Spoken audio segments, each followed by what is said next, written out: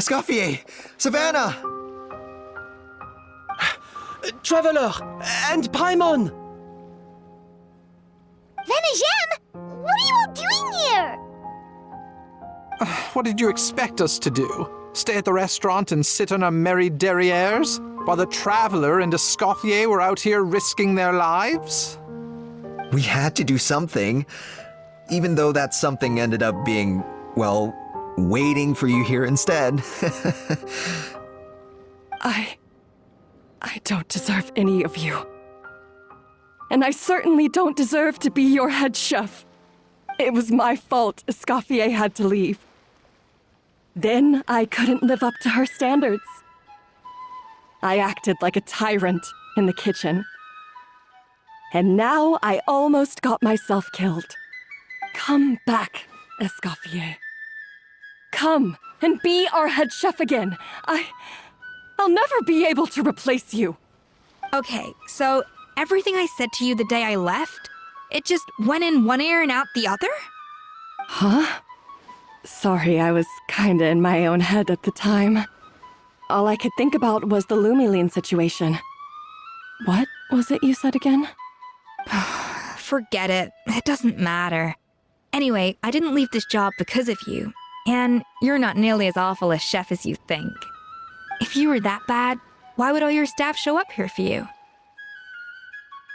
Escoffier's right. Sure, you nitpick our work and get us to do things over a lot. But when it comes down to it, you're the one who's always doing whatever it takes to make sure the customers get served on time, every time. Things were pretty rough after Escoffier left, and Savannah's the only reason we've been able to make it through. Our customers know that Escoffier doesn't work for us anymore. But the fact is, they keep coming back. If that's not an endorsement of your work, I don't know what is. At the end of the day, we're all human, and we all make mistakes. All we can do is recognize where we get it wrong and do our best to improve. That's all that's humanly possible. No, I get what you're saying, but what I did to Firmin and to Escoffier, it's unforgivable. Well, about that, there's someone else here to see you, Chef. It's been a while, Chef Savannah. Firmin? I'm so sorry. I put far too much pressure on you. And the way I stubbornly refused to go and see you after you fell ill. There's no excuse. But I'm too late, aren't I? The damage is done.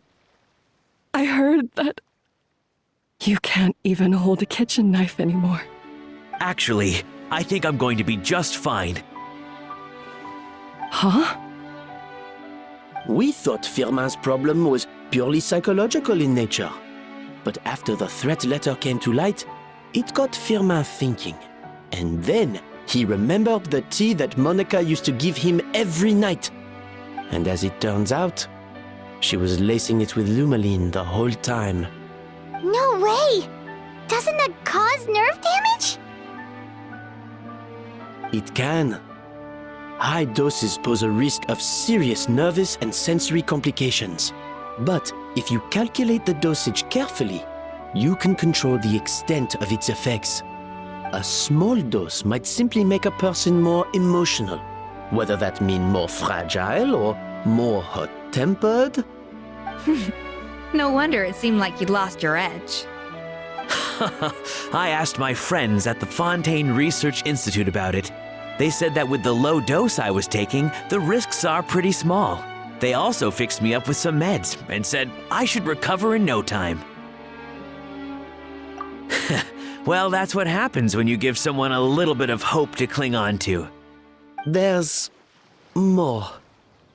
We believe that Firmin was likely not Monica's only victim. You mean she poisoned me too? Oh, so that's why Savannah's been so irritable this whole time! Let's not be too quick to blame everything on the Lumiline. That stuff can only amplify what's already there. So tasty food will seem like the most delicious thing in the world, while food you don't particularly care for will become utterly revolting. So you better make sure you reflect on your behavior and apologize to every single person you've wronged. I will. I'm sorry. There's still one question that's really bugging me. Why is it that no matter what I do, my Gâteau de Bourg never tastes the same as yours? Is it just... is it because you're a genius and I'm not? It's because the heating element in your oven is broken, you silly goose. What?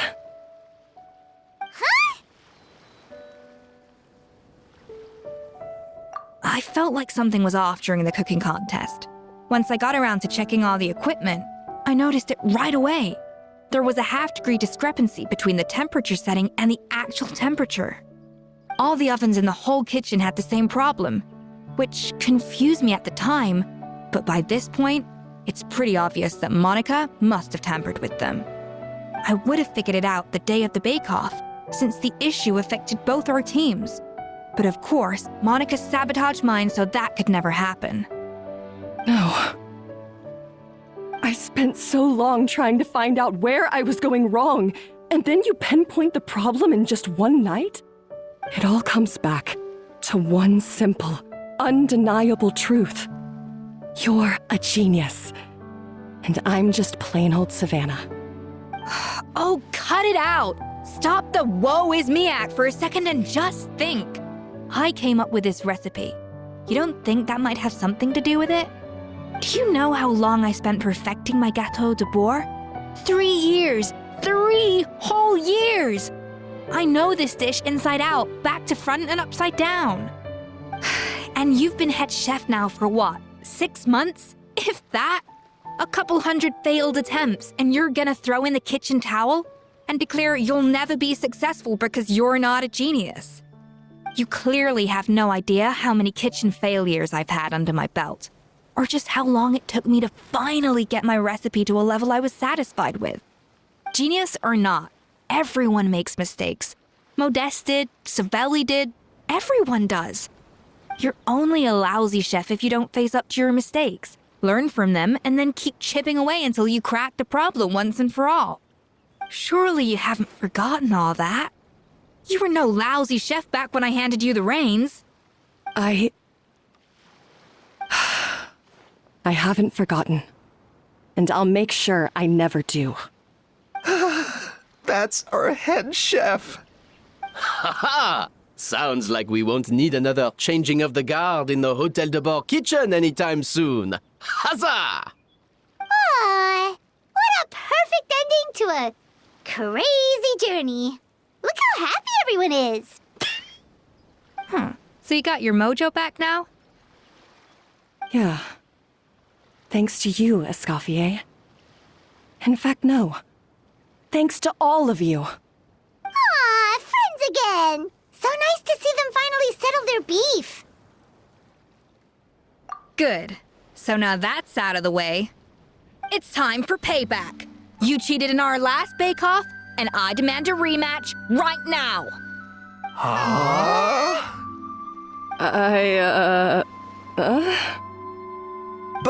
But that was mostly Monica's fault, wasn't it? Right, and also, does it have to be right now? Savannah's only just got her mojo back, and you barely escaped from a death trap. No excuses. This is a cooking contest between 2 top chefs, and nothing will stand in its way. So grab your spatula and get ready, because this rematch is happening today, right now, this instant. Hey, so, this whole time you were salty about losing? The second cooking contest commences now! This time, no more games, and no holding back!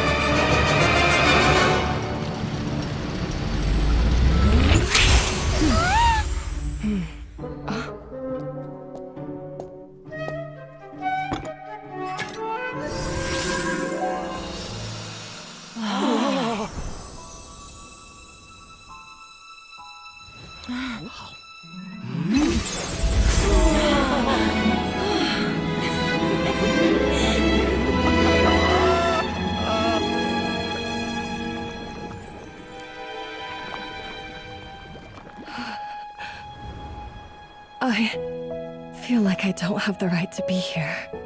Hey, what are you so afraid of? You can't unbake it now. And if you don't serve it, then good or bad, you'll never find out how to improve. If you're too scared to fail, you'll never know what real success tastes like. So? Embrace your failure. Taste it. Digest it. That's the way to success. I don't know. Sounds like it's easier said than done. I'll do it.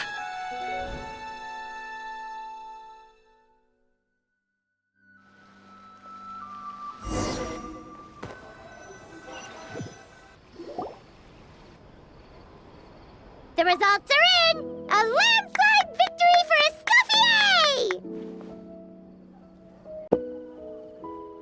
Escoffier! Quite rightly, too. Piece of cake.